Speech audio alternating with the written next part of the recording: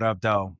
So, last conversation, we finally wrapped up a little bit on the fifth principle or fifth step of your personal workflow. If you didn't listen to that episode, go back and check that out. What I wanted to kind of carry over into is after talking to some of my friends, colleagues, and also to analyzing and breaking down where I currently am in my own paradigm of my process, right? I was talking to one of my friends about risk, and he was saying to me that he thought me traveling and having such a small business, even though it's doing well and it's operating, still being small and only having a few key pieces of personnel in place to be able to help it continue to grow. He felt it was a major risk that I'm taking by traveling, um, and he said he couldn't do it. But he also at the same time mentioned how he's impressed and inspired by the fact that I'm doing it and have been doing it thus far for, at the present moment for the past year, literally, and still growing. So he was talking about the risk factor that he couldn't take, but he was impressed that I'm taking, right? And the conversation went on, and we were also talking about I gave him his flowers or two because he does, different type of things. He's a trader, and he had to take a lot of risk over the past 3 or 4 years in building what he's doing. And it's now coming to fruition where the time and the money that was invested, especially the money that was invested, is starting to pay off, right? So, what we've talked about though is one's approach to taking calculated risk. And, I had a conversation with myself prior to me actually taking the leap to leave. This was actually about a year or two prior to me leaving the States. It was about a year or two prior to that I had the coming to Jesus moment with myself that when I got a chance to get myself in position to be back international, not only would I be back international, but I would grow my brand, the company that got me out international, as well as my own personal brand, to a point to where I would be able to continue to evolve and expand not only my economic wealth, but also to my spiritual, emotional wealth, and everything else that needs to encompass me being a complete person. So I'd already came to this conclusion, and I'd already did the calculations about a year and a half prior to even leaving the states. And so what I expressed to him was I went back to the conversation I had with myself, but I also had to go back about, I want to say a decade ago. I heard one of my far off mentors. You might know him and you might have heard of him. He's since passed, but Mr. Jim Rohn, who was introduced to me by shout out to Kill and Will, you know who y'all are. But I heard him say, calculated risk taking is security making. Calculated risk taking is security making. I'm gonna say it one more time. Calculated risk taking is security making. And why is that important? It hit me when he said it the first time, and I've always gone back to it periodically throughout my process, throughout my journey, and I'm going to continue to go back to it and break it down and analyze it because we get so risk averse for a myriad of reasons. It could be how you grew up. It could be what you saw as you grew up, whether your family was wealthy or not, whether you saw mom or dad or, just mom, if you just had mom in the house, take certain risks that bear the fruit of reward, normally in the way of economics, household, when you're a kid, getting toys, getting, clothes, getting things that other kids may not be able to get, you're able to get because which unbeknownst to you, mom took a risk with her career or, going back to school education, or dad took a risk to, pursue a career outside of the current job. 1 or 2 years fell off, but then came back and like I said, was able to build something for you all and build, and create something. But there was a risk that was taken. And you, over the years, either you got traumatized because it did not bear the fruits of the labor, or it did, right? And if it did bear the fruits, generally, hopefully, if it wasn't, if you're not second or third generation of the wealth and it wasn't too immense, you still understood the work ethic that got put in place to make it happen. Or, but if you are a legacy child, or someone who has been given granted immense amount of money, sometimes we don't understand the importance of the work that it took to acquire that, right? So therefore you kind of blow it, right? But I'm talking from the standpoint right now of the risk that was taken, and why now you might be a little risk adverse because of, and I go back to the original point, because of the trauma you possibly have experienced unbeknownst to you, that you may have witnessed or you may have seen, either by witnessing through action of not receiving things, not being able to go to school you want to, not being able to get the bike you want, not being able to have a game station, PlayStation or whatever, not having the shoes, not being able to go to camps you want to, or it was just real tight in the house. And even though it was tight in the house, you may have had love, but you still felt the tightness. So you are traumatized to take risk, right? And what I'm here to talk to you about is still understanding, changing that paradigm in your brain, because where you are right now, you are now the grown adult who, no matter what the trauma you may have experienced, not to belittle that, but at a certain point, I'm a firm believer in, especially if you're a grown, like anything over 31, you grown, 30 years old, you grown, especially if you have a kid out there. At a certain point, you have to revisit this point of, why are you not taking the calculated risk? Why are you so risk averse in doing things that, if you were to put your full self into it and let it work and believe in the unknown other than the known, that you want the thing to happen, when you really believe in it and you do the work alongside the belief, then the calculated risk will reward itself and bear the fruits of the labor at a point. Will it be the point you desire? 9 times out of 10, no. But it will bear the fruit. But the problem is, so many of us and so many of you are not taking the calculated risk, because you're allowing old traumas, you're allowing the fears that are real. Again, because we're saying calculated risk. The whole phrase is still ending with risk, right? Yes, there's going to be a risk of it possibly not working out. But if you go back to the original understanding of what faith is, the whole premise of what we talk about and what people talk about in religions and spirituality, the faith, right? What the masses have twisted for whatever reason over the decades, centuries of religion and preaching of any sect or whatever it might be, we've taken the whole faith idea and put it into a deity, and or put it into a heaven or a hell, and I believe in a better place after this physical thing is gone.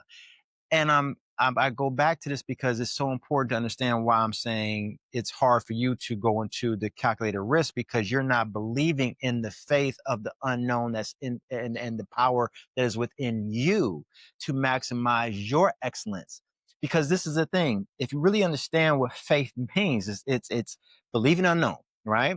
And who am I? I am right now talking to you. I'm a 44-year-old young man who has a lofty dream of building a massive business, and with and multiple brands that have many verticals, to be able to take care of what I would like to be able to employ anywhere around 5,000 to 10,000 people, earning money over even long as I'm going off of what I have established. Um, and I think that's a lofty goal, because right now I only have a handful, literally like maybe three people who are eating off of what I've established and what I've built thus far. So I have a long way to go. So I'm believing in the unseen, or the untangible, I should say, the tactile tangible, because it is seen in my brain. So the belief is within me, and this is why, if you go back to what I talk about, the third principle of deep stillness, I connect to that power that's within me, that higher power that's within me, because I want to take the calculated risk and believe in the power within me, that even though I don't see it manifested right now at this particular time at 44, does not mean that it won't happen at 46, or it doesn't mean it won't happen at 52, or it doesn't mean it won't happen if I'm still here at 71. It means that I have to continue working and continue growing and bettering myself, but never lose the faith that we, for whatever reason, put off into, like I said, these sects, these deities, these things, and that's not what it was ever meant for. It was meant for the belief to believe in you. The things I listen to, my mentors, like I said, that are far off. When you talk to people who understand the science and the molecular DNA breakdown and cells and all that, and chromosomes and all that, and how we got here, they talk about we're a miracle within ourselves, right? To be physically, tangibly here at this particular point over this particular time of however many, millions of years we've been on this earth now as humanity. It took a lot for you to go through what, like I said, I think they say something like a trillion sperm or something like that, and eggs and all that, and you come out to be human, right? So you've already beaten so many odds to be here and be present. And what's remarkable to me is because of the brain and what we can tangibly feel and what we have stored in our cerebral cortex and memory of the trauma we may have felt from seeing someone take a risk, or you may have even taken risk as a kid trying out for an athletic team, not getting it. If you're a guy, you went to approach a beautiful young lady, because you didn't calculate it properly. Probably that's also the thing. You just saw she was fine. He was like, "I'm going to talk to her," and she said no. So we house these right in our brain. And then when it's time as adults for us to now pull the trigger on going to be an entrepreneur, starting a platform or brand, building, if you're a baker, building out a, bakery shop, or, some kind of distribution through, Grab and Uber Eats, to send out your bakery, you choose to not want to take that risk because the responsibilities that are always going to be there, parents or family or kids that you have, uh, income that is not necessarily yet conducive to facilitating one's ability to build a multi-million dollar brand, right? But there's still avenues, especially if you're in the United States, there's avenues to acquire access and capital to do it, but you're not taking the calculated risk. Why? Because your faith is not in you. Your faith is outside on something else that has nothing to do with the present moment when you need it the most. And when I say the present moment, meaning when you have this inkling of I need to do something, because I am looking at my account and the reality is my account is low. I'm looking at the fact that, okay, I might be laid off, or I'm about to get laid off, or my kids getting ready to graduate and get to college, and I don't have anything to help them out with, but I have this car note, I have this rent or mortgage. You let these things start to dictate to you, and that extracts from the faith that you could give to yourself and the power that you can give yourself to say, hey, if I just work this one thing daily, if I just do this one thing daily, it's what we always talk about, that 1% better each day. That literally means doing one thing. It was a book by Keller Williams, The One Thing, right? Taking one out of the multitude of things you have to do, taking that one and getting that thing done, with the understanding that by doing that one thing, it will lay the foundation and then give you the building blocks necessary on a continual, consistent basis to deliver to you the circumstances that you ideally want and whatever it is.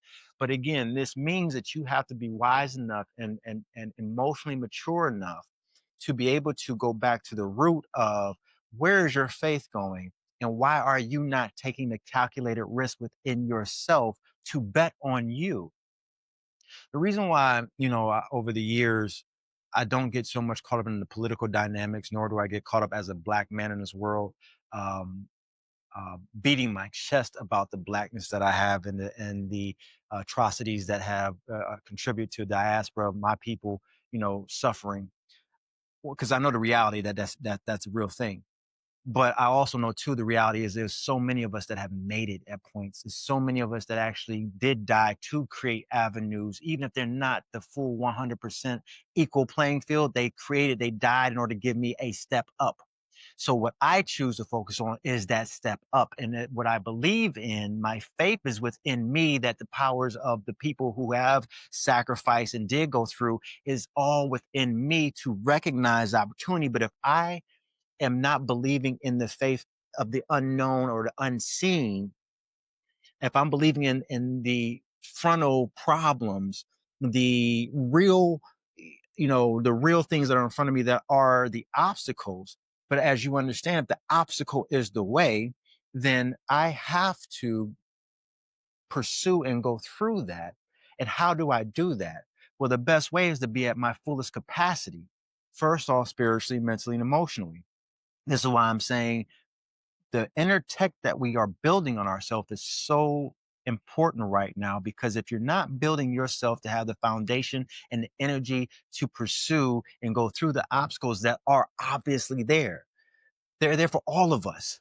Not one of us is exempt from it. If you listen to anybody's autobiography, anybody's story of any substance, they would tell you the horrific things they had to go through, encounter in order to, and then stay persistent with not allowing that to hold them back to get to the outcome that we now see them to be, whether it's celebrity or economic, success or family success or whatever it might be for that particular person you're looking at, right? That has written this information. But it all goes back to switching the thought process and just tweaking it. And it's not major, it's very slight. It's just taking the responsibility and giving it to yourself, and then taking the belief and the faith and putting it into yourself. Because what that does is, instead of you diverting this energy and this faith and this belief into this power, God, Allah, and all this other Buddha, whatever else, you put it into yourself and recognize that power is in you. And you're not saying you're better than that. No, you're saying, no, I need you, but I work along with you. Because by doing that, when I reach these obstacles and I am skeptical about the desire to pursue this new entrepreneurial path or this new certification to get to this new position, because I'm right now at 90K a year and I want to earn, I should be earning 275 a year in my cybersecurity position, but I don't believe I have the prerequisites or the knowledge. No, you switch it and you give yourself that power of thinking about, you do have that knowledge, you do have that capability to learn and to grasp that information, because you understand the power that's within you. You're working with it. And so when that fear starts to try to talk, what you're doing is, when you are fully understanding your power and your faith within your power, not get off the deity, you are fully now energized to attack that obstacle that's trying to hold you back, that insecurity, that feeling of uh, imposter syndrome, that feeling of my background doesn't warrant me being here. I'm not meant to be in this room. Whatever it is you think you want to say, I don't have the money, I don't have the degree, whatever you think you're lacking of. Instead of thinking of that as the energy base, you put the energy base into getting the information as best you can. We have ChatGPT now. We've always had, for the past decade plus, we've had Google, so you can Google damn near anything to learn anything. Harvard has put classes up for free for different tech sectors that you can go to. It's about, again, if you're thinking about this and you're then pursuing, that's why they said in the Bible, and I go to the Bible because it's a great story and telling great lessons, just like the Quran, just like the Torah. It said, he who seeks, the door shall be open. Knock, the door shall be open. But you got to understand, if that it's not about God, it's about the power within you. If you're seeking for the understanding of, how can I build this business? How can I grow? I don't understand technology, but how can I build a social media empire? This is me now seeking, and then I'm asking, and the knocking part is me physically going online and start Googling. It's so many different conversations on YouTube. They have the DIY, right? Do it yourself, right? You know, Platforms now where people walk you willingly through how to get an understanding of something. That's you knocking. When you seek, the door shall be open to you, right? Now, what we have to do is, we don't project that, okay, well, I need this money like a year ago, right? Because my rent's due, mortgage is piling up. I got the kid that's getting ready to go to college. What you can't do now is put that extra pressure on through the ether of, I need this by, X date. I'm not saying you don't set a goal for the obtainment of the manifestation of the thing you want. I'm saying it's a fine line between the desire to have it at a certain point because of what the feeling of lack. And this brings me to another point. If you have the feeling of lack, like you're lacking of the thing, then you're always going to continue to be chasing the thing. When you understand the faith is in the belief in the unseen, you have to believe that it's already there. Again, going back to my mentor, Jim Rohn, one of his speeches, he talked about, he did a great job of vividly walking people through when he was building a home. I think in California, he was building a home. And like, when you build a home, you start with a plot of land, right? So it's nothing there, right? No foundation, no nothing. Everything has to get built up, right? So he talked about him taking a group of friends to the plot of land when he purchased the land. And before any bricks, any wood, any, marble, anything was brought to the property, it was just the open plot. And he literally walked his friends through in vivid detail of the door opening up, how big the door frame was going to be, where the stairs were going to place on the, sun side or sunsetting side. He said he was so vivid. He was so clear. This is how beautiful this is. He was so clear in his description that he actually bumped his knee on the fireplace. To have that level of clarity and belief in the unseen and unknown. He wasn't special, but he was special in believing in himself and the power that was in him, that was given to him by the higher powers that he connected with, but he believed he could get it and he had it and it was already there. So he wasn't talking out of lack. Now you may say, well, Mark, listen to what you're saying. He had already purchased the land. I ain't got no land. I'm renting a loft apartment, you know what I'm saying, in Colorado, in Denver, Colorado. Bro, I'm paying $3,200 a month, plus electric and my parking space. I'm paying right at $4,000 a month. I don't own shit, right? Again, you're looking at it the wrong way. I just told you. Jim Carrey talked about, if you ever listen to Jim Carrey, talked about how he sat on the top of Mulholland Drive when he didn't have anything, and he wrote himself, I believe at that time, I heard it a while back, but I believe he said he wrote himself $1 million check. He had one check in his pocket, and he wrote himself $1 million check, put in his pocket, and dated it. And it came about, and I don't know if it was at the exact date that he wrote down. I don't think it was, but we know who Jim Carrey is, right? So the whole point was he believed in himself, and he understood this will be cashed at some point. So you have to understand, even when you're not, because he was sitting in the car, I guess he was broke. He was, went on a couple, castings and didn't get selected, right? And he's contemplating if this is something that he wants to do. And he said, no, I am. This is what I'm going to be able to pay myself here soon. So everyone who has created or manifested the tangible reality, they all have started, and we all have started with the vision. And what I'm trying to help you understand is when you take the calculated risk is betting on you. God damn it. The calculated risk is you believing in the faith of you that you will bring about the tangible manifestation of whatever it is that you say you want to do, or you won't. Will Smith has said it many times. Another one of my mentors, he talked about many times. The person who says that they're going to make it happen is correct. The person who says it's too hard, they're absolutely correct too. Nietzsche, all of them have said it. I'm asking you to start taking the calculated risk. Believe in the faith of what you have within you. You are the same substance that has created the galaxies, the stars, and the Bible, the Quran, the Torah. You're that. Literally, because again, you weren't supposed to be here, but you are. You made it through the trillion the DNA cells, sisters and brothers. You came here, okay, at this time. So if you were able to do that, however you did it, you didn't know. Take that same faith and believe in whatever it is you're saying you're going to do, and understand with that faith. The funny thing is the works. In religion, you do the work of going to mosque or temple. You do the work of praying if you're Muslim 4 or 5 times a day when you're devout doing your thing. You do the work of staying away from pork if you're Muslim, or, you know what I'm saying? You do the work if you're a Christian of going every Sunday and every Wednesday to, Bible study. You do that. That's work. You do the work of reading and getting up in the morning and going to bed at night, praying both times and being so sacrificial and humbled to say, I'm not worthy. Thank you so much. But then at the same token, hey, power, I'm doing these things. I'm doing the works here. Why are you not rewarding me? Because that's not what they were telling you to do, people. They were saying, do the work of believing in what it is you said you want to do. We all say we have a purpose, right? You go to these churches, you go to these mountains, and the preachers sit there and tell you, you have a purpose. You have a purpose of why you're here. You're absolutely correct. You have a purpose. Now, the work is you trying to figure out what your purpose is. Once you figure out what your purpose is, and I know you're like, well, I already know that. It's duh, Mark. Now, this is the part you don't know because you're not doing it.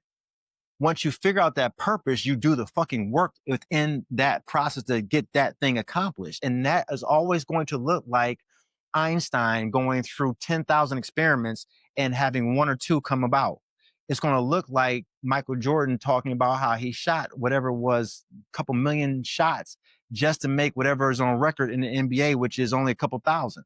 Same thing with Steph Curry. He shot over 1 million shots from the time his father took him when he had him and took him to the basketball court, when he was little and he played NBA ball, to the time he went to Davidson, to the time he playing for Golden State. He shot millions of shots to only make and now be the leader in the NBA and the best shooter ever.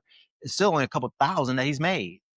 Again, if you understand numbers, millions of shots, and you're talking about a fraction of a percentage to be great.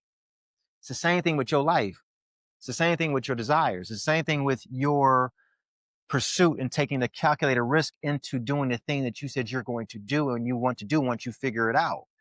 Even if the want of what you want to do seems very benign and seems very insignificant, the thing is that is significant to you, but you're not pursuing it because you don't have the faith within you to do the work necessary to figure out how to bring that benign or seemingly insignificant thing to a reality. Because I guarantee you, as insignificant as it may seem, by you doing it and you recognizing that you did that, you will find the next thing that you want to put your hands on. It's not a surprise that when you look at, heavyweights like Elon, right? Or Bezos, it's not a surprise. Let me just take Elon, for example, because we know he's the biggest one right now, like Bezos. But he started off with PayPal, right? Him and Serge, all those guys, whatever. He made the millions from PayPal, sold that or whatever, made the money they made from that, right? And I believe he was part of that group. Pardon my ignorance, because again, I have a lot of things in my mind, but I believe that's what he was a part of. But he built that. Then he went off into his passions, electric cars, right? Tesla. Then he went off into his other passion. I don't know if he's SpaceX or he's one of the companies building to go to Mars. But then he was able, because of his wealth, to then purchase, X, right? Twitter was Twitter, now X, right? But do you see how it's not a coincidence that once you acquire the belief in you and or acquire the tangible manifestation of what it is you said you wanted to do, you found your purpose. In his case, it was, let me build this PayPal 20 years ago, whatever it is, 30 years ago now. And then once I do that, then I have other things I want to focus. Oh, that worked out.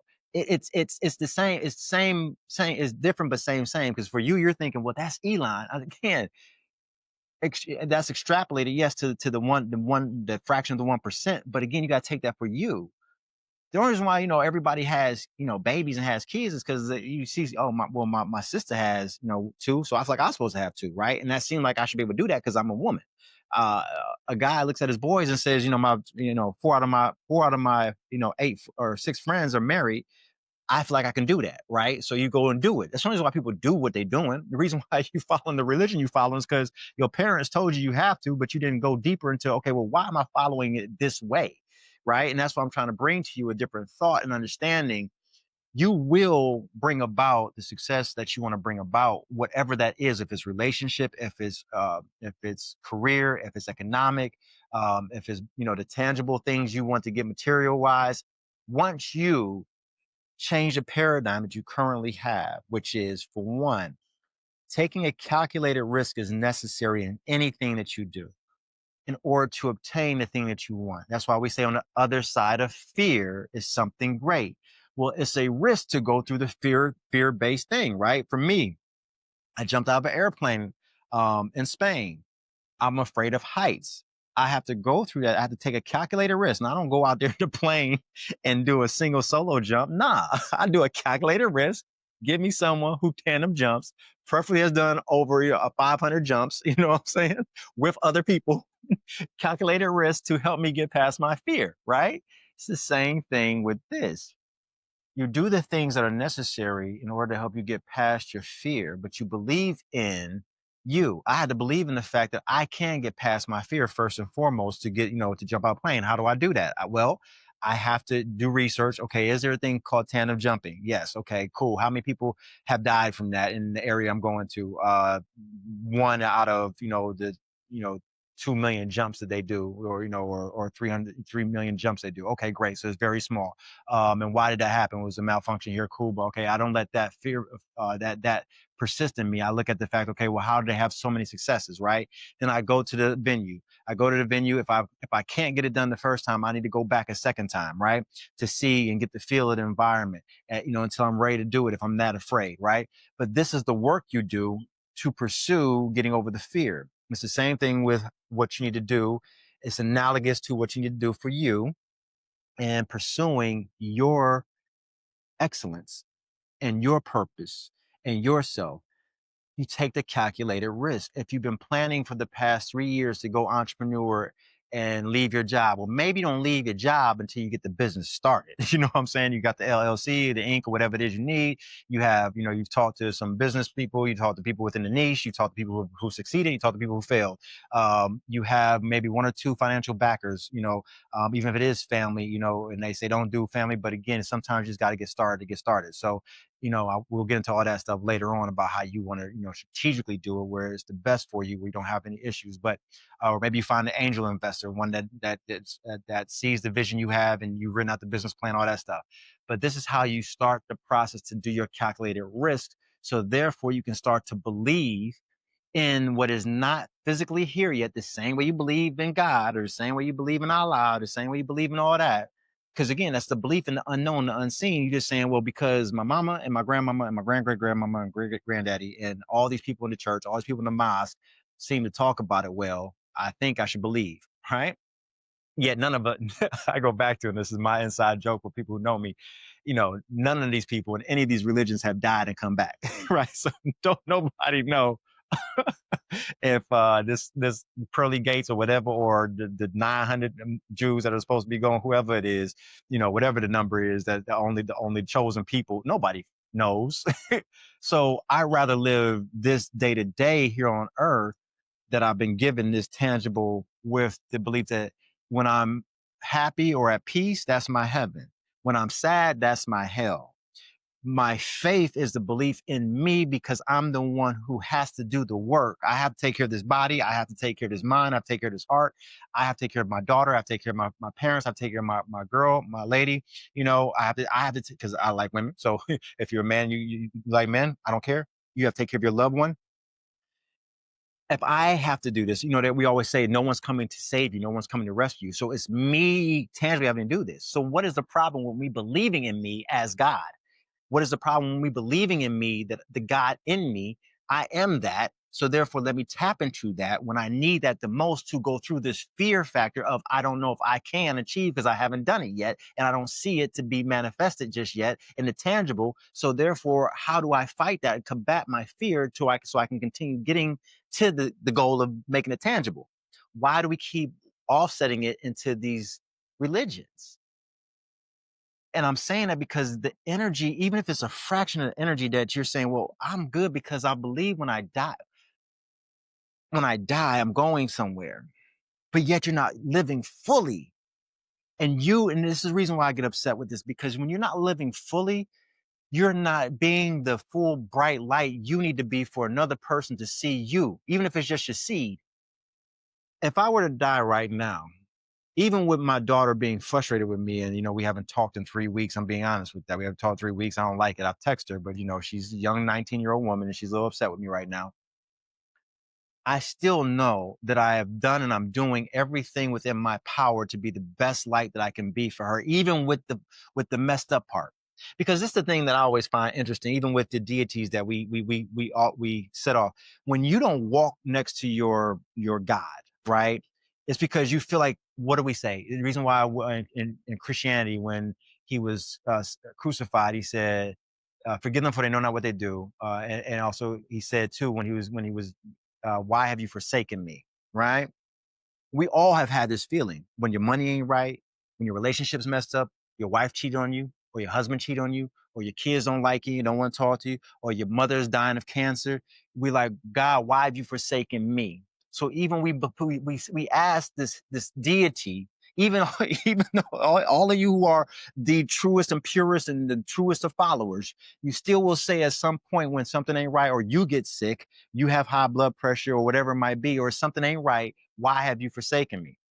It's the same thing we do in real life with the person and the tangible thing. It's no difference. But those of you who are the devout believer and you've worked on it and you're in the scripture and you're in the Quran and you pray and you do everything, you're like, look, I believe. Have that same belief for you, because when you put it into you, what you do is now you are running a business that's successful. Even if you ain't making millions, you're still able to now show your seed, or you're able to show a kid in the community, this is what you can do to be different. You don't have to do this to, create or, put drugs in the community, or you don't have to, sell alcohol that's going to kill people's, kidneys and, make them, hallucinate and all this other stuff, or, create, a disease and all that. You can do something of structure. Me creating Kane Ross and been able to help a young man in India get a couple of people out of India, get the H-1B visa and be in the United States and have income and make 80K a year or 170K a year through my company because we're able to place them. I'm helping, right? But if I shrunk 9 years ago back to say, I don't know what I'm doing with staffing. I don't know. I'm not a tech engineer, but I knew tech engineers and I work with and I navigate through tech engineers. I know what's coming down the pike in society, which is here, that Google is hiring at mass. And I'm trying to build a company that can get into a Google or to an Apple, right? Get into JP Morgan when they built their new place in New York. And I'm trying to see if I can get, all the cyber tech engineers that they need, that they're trying to, put in place for, their crypto that they're trying to build out, trying to get into BlackRock. My point is, if I didn't push past my fears 8 or 9 years ago, I couldn't help these people. I couldn't help myself. I couldn't help my daughter. I couldn't help my parents, right? This is why the faith in you is so important. And also too, I couldn't even be able to realize and make tangible my dream of traveling again and being out where I started this whole conversation, being international for a year and still growing strong. And then what allowed me to meet my love of my life, and be able to meet, because I wouldn't have met her had I not been able to get out and be where I am, right? All these things are important. When you believe in yourself, you have the faith, you take the calculated risk, and you go after it to be the light you need to be. And it's the thing, when you're trying to, I heard it said, you're not a candle, so you can't get burnt out. This is true, but the metaphor of being a light is real, because energy illuminates. Energy sets off. Good energy sets off, and bad energy sets off too.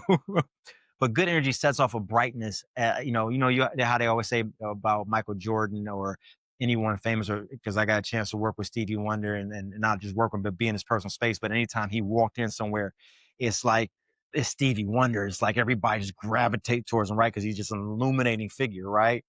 Having a chance to be around Jamie Foxx and being in his personal presence and meeting him, shaking hands with him, and those type of people like that who are famous. I'm not saying that's the goal. I'm saying, but they illuminate, because why?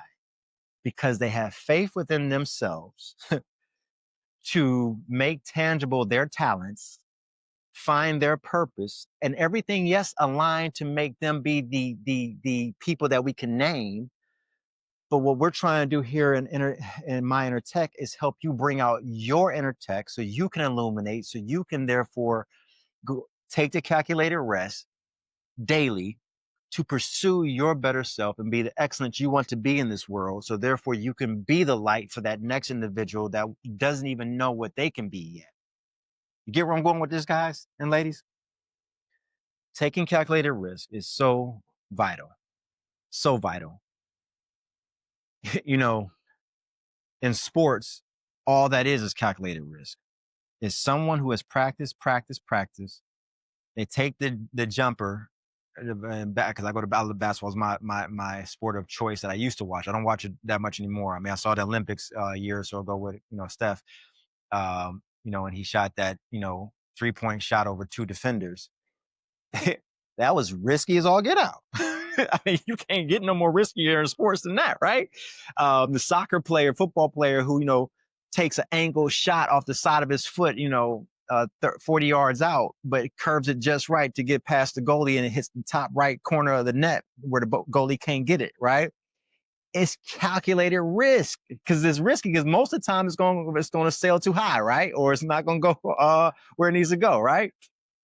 So we see it in sports all the time. We see it in trading. You see it in investing. You see it in every aspect of life, ladies and gentlemen. You're doing it if you're single and you go approach that young lady, or your ladies, because y'all smart.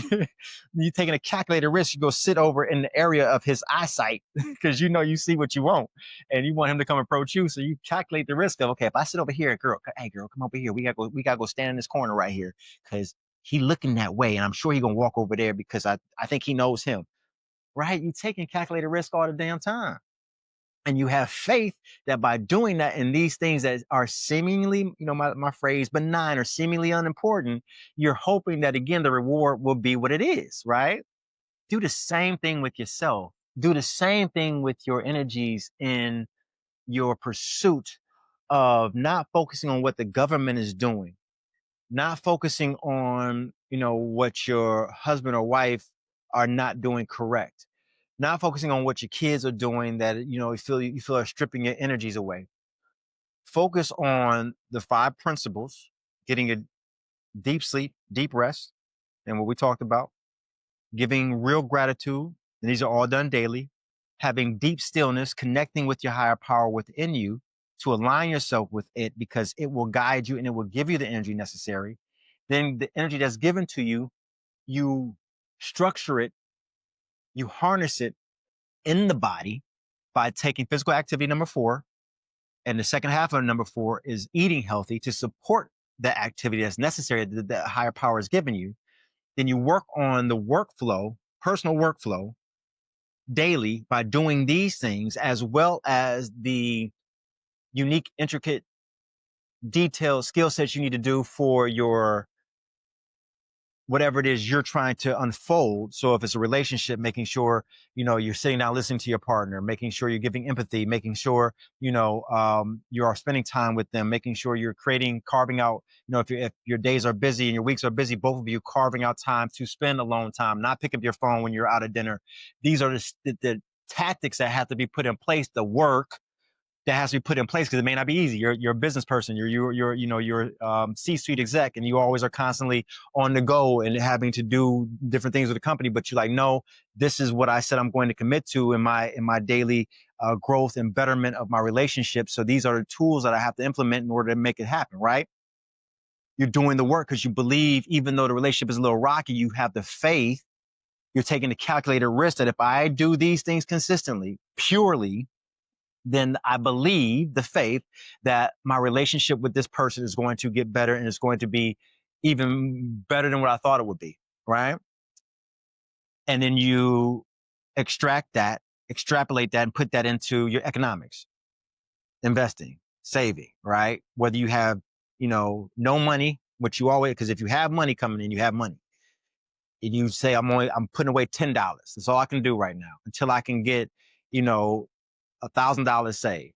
Then once I get $1,000 saved, then I can now at that point set aside, $100.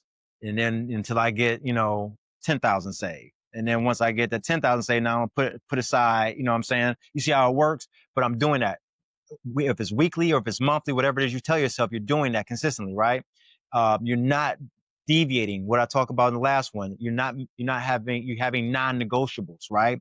There's no way you're not going to do that, because it's the thing. If you're going to go to Starbucks and spend that $8 and $10 on Starbucks, mocha chocolate, venti, whatever it is, now $12, I'm sure, whatever. I don't know, because I never drink Starbucks, but whatever the price is, you're going to pay for that at least probably once a week. So if you take that out and put that into something of substance, because you don't need that much coffee freaking anyway in your system, because you're getting your deep rest. You see how it all works? It all aligns, because you're getting your deep rest. You don't need the coffee anymore like you once did, because you're sleeping well. So now your body's recovering well. So now you can get up naturally. You don't have to have coffee to keep you alert.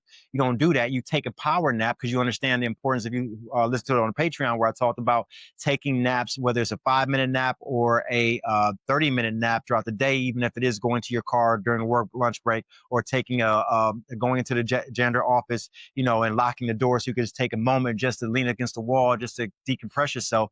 These things help you, so therefore you don't have to focus on coffee so much. And now you don't have to spend that money every, twice a day on coffee at Starbucks, or twice a week if you're not that person, right?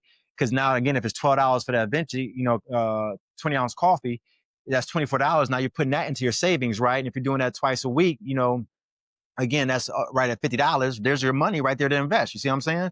So again, it's there. But when you're elevating and you're working you're doing the work, you're knocking, seeking for the result that you're looking for, and you're diligent and you're pure about the result of what you want because you believe, you have faith in it, then things start to show itself to how you can make it work to get what you want. You see what I'm saying? To get what it is, to manifest what it is that you're looking for. And then you can have the belief because you say, oh, I did this. So now you're like Elon, you done built PayPal. Excuse me. You've built PayPal. So now it's no brainer. Yeah. Why can't I go in and do Tesla, and go back to what my first principles even deeper and do my fun thing of exploring, electric vehicles that, people have been teetering with. Right. So the same thing with you. Now that you started saving, you've been doing it now for 5 or 6 years now. You look up like, oh, damn, actually, I do have my savings and my investments. I got a 300K sitting there. So whether they set me aside or not, I could take, 75 and live off of that for a year because I lived off of less before, right? So now you see how it works. So now, okay, now you didn't think that you had the money, but you do. Or maybe you say, okay, I actually have equity in my property. Maybe I do flip it right now and I go and sell that. I may only get, I bought it for 175, you know what I'm saying? And I owe the bank, I don't know, 75K on it, you know what I'm saying? But I can sell it now for 250 or 260. You take that profit and now you put that into an index fund, right? It's ways to do it, guys. When you're thinking about, again, I'm trying to break down the economic, right, side. We already talked about the relationship side of doing the work that needs to be done to bring about the better relationship. The work needs to be done to bring about better economics, right, for yourself. And it's going to be a time period where, again, you have to, when in putting in that work, there's going to be a period where it seems like it's not working. That's just the ebb and flow of life, right? You look about anything, it takes 9 months for a baby to be born. That second trimester, you're 30, in the middle of that third, you're like, yo, when is he coming out? Because the body has to have his moments, right, to build on it, right, to do what it needs to do to incubate the baby properly, to give it its nourishment, to let it develop properly, right? So it's the same thing when you go into these new beliefs and this calculated risk. You have to give it its process to work. The relationship is going to get where you want it to be. Again, that's what the faith is. I may not tangibly see it right now. You don't see this God. None of us have seen this God in any religion. What we've created images of what we think we've seen. People have hallucinated and taken LSD and taken, ashwagandha and all this other stuff. Not ashwagandha, but any of these drugs, hallucinogens, and they said they saw, right? And so then we make these pictures and these posts, and we're so spiritual, like this is what they look like. Okay, that's what these people have said, and everybody came to this consensus. My point is, the belief in the unseen and unknown is just that. If you're doing that in religion, do it for yourself, because you're here, you're present, and before the soul goes out of this body that you believe you're going to go off into heaven there, create the heaven here. Create the illumination, create the light you need to create here. Because we always, and you've said this, you've heard it said to you before, each one of us is uniquely made. That's just fact. Each one of us is uniquely made. They say our fingerprint, right? It's every one of us has a different fingerprint. So we're uniquely made. If that's the case, if you don't bring out your uniqueness, by you not bringing out your uniqueness, you don't know who is not going to hear the message that needed to be said by you in order to let them know that they can be something. And that should have the weight that it needs to have to nudge you to get over your goddamn self and get over your own fears to make the move you need to make in order to be what you need to be for someone else. What does they say? Plant the seed under shade you'll probably never even sit underneath, right? So, we have kids. We want to, keep our legacy going, this family name. And what's funny is humanity is humanity. I love my daughter to death, but why would I not love someone else's kid? I don't care what ethnicity they are, where they are from the world. It's a kid.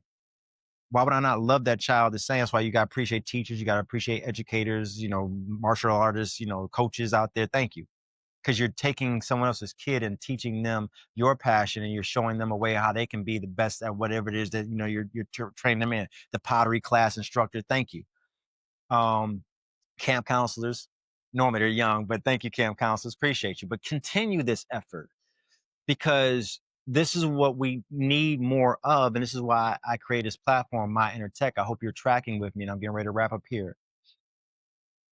By you taking a calculated risk and believing in yourself and having the faith within you to come out and be what it is you're scared to be on the other side of fear of something great, you're going to illuminate yourself. You're going to set up the light that other people need to see, that will attract to you. It's the same way how if you are in a relationship, out of all the billions, the 8 billion people that are here, and there's going to be 9, 11, 12 billion people. It's going to be more people out here. But you find that soulmate, or you find that person you love, right? You're like, how did I find this? Because you attract the right energy and you find that right person that's going to rock with you. It's the same thing with what your talent, your skill set. It might not be athletics. It might not be music. It might not be, technology. It might not be cooking or, cutlery. It's something, though. It might be oratory. It might be speaking. It might be garments and clothing, another Kanye or Louis Vuitton. I don't know. It might be that, but it's something. And by you not pursuing your excellence, and let me just say this last part before I wrap up, because what we do is we look at the Kanyes, we look at the Louis Vuittons, we look at everybody else, the influencer who has 1.2 million, or the influencer who has, 10 million followers. Like, I can't be that. Stop it. It's not about being those things. It ain't about being Elon or Bezos. It's about being your excellent self. Only thing those individuals have done is they took a calculated risk and believed in themselves, and continually delivered and knocked on doors, asked questions, and sought after their better self. And what you're seeing is a manifestation of their excellence. And all we're trying to say to you is you can do the same damn thing for you if you put all your faculties in with these 5 principles on a daily basis. Because I've said this before, my inner tech, the 5 principles are devoid of your economic status, your ethnicity, your region of where you are in the world, your poor or richness. These are principles that you can implement no matter what, in order to bring in their foundational things you can do on a daily basis that allow you to always have the structure and the support necessary to help you figure out when you need to figure out where can I do better, where can I pivot, and then also too when I need to figure out how can I sustain, also too how I can figure out again what is it that I can give more of myself to be more. These principles work on all those levels. This is why I created this platform, because it's not about a dogma. It's not about believing in me talking about it. It's about having a conversation that will open us up to universal dialogue, but has a foundational principle in the universal energy that, when applied, gives you exactly what it is you're looking for, the present feeling, the present energy of obtainment, because it's there.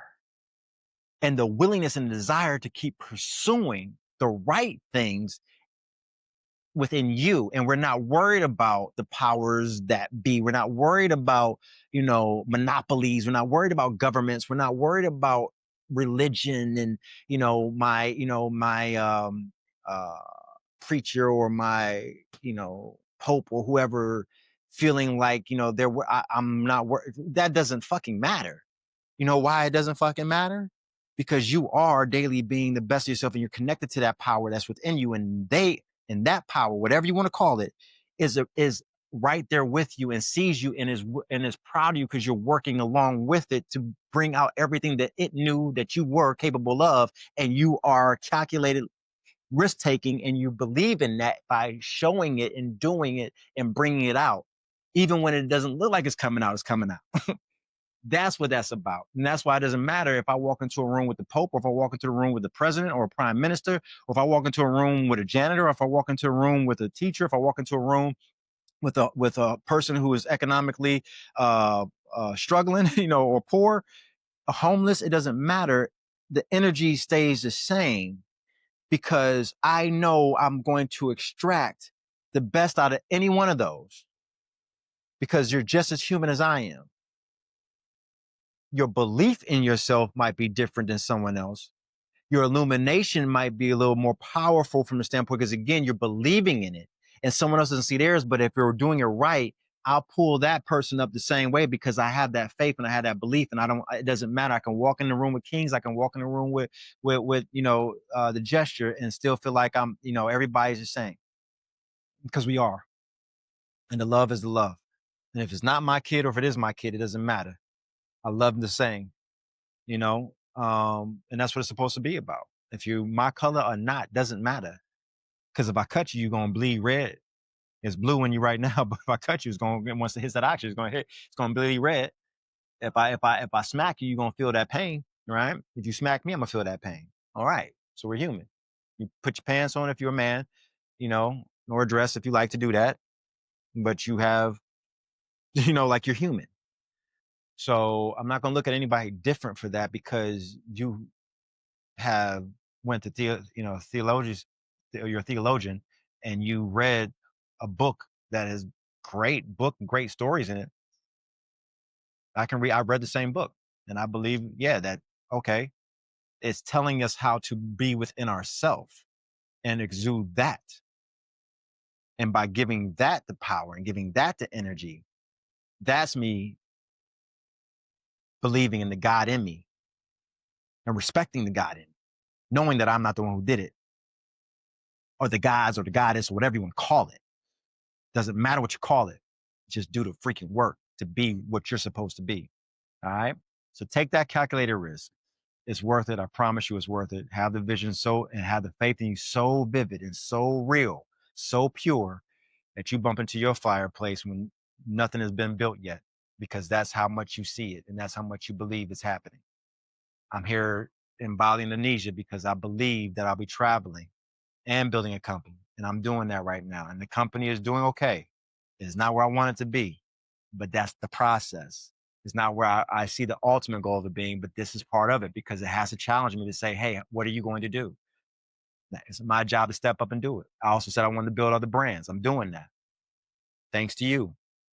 Let's grow together. Let's believe in each other, and let's just get straight to it and quit putting off our energies and other things. All right. Take the calculated risk. I promise you it's going to work out for you. Thank you for your time. All right. Please leave comments. If you don't agree, you don't agree. Let's talk about it. I'm here to disagree, agree to disagree. But if you agree, tell me why you agree. Let's elaborate. Let's pontificate. Let's go into it. Okay. But I appreciate you guys. Thank you. I'm gonna see you guys on the next episode. Talk to y'all shortly. Have a great one.